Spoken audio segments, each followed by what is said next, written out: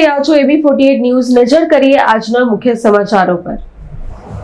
Ankleshwar rural police મથકનો staff પેટ્રોલિંગમાં હતો તે દરમિયાન કાપોદ્રા પાસે નેશનલ હાઈવેની બાજુમાં એક ઇસમ પિકઅપ ગાડીમાં રાખેલ કાર્બામાંથી પાઇપ વડે આઈસર ગાડીમાં ડીઝલ ભરી રહ્યા હોવાની માહિતી મળી હતી। જો મળેલી માહિતીના આધારે પોલીસે સ્થળ ઉપર તપાસ કરતા પિકઅપ ગાડી મળી આવી હતી, જેમાં તપાસ કરતા 3 કાર્બામાં 85 લીટર ડીઝલ મળી આવ્યું હતું।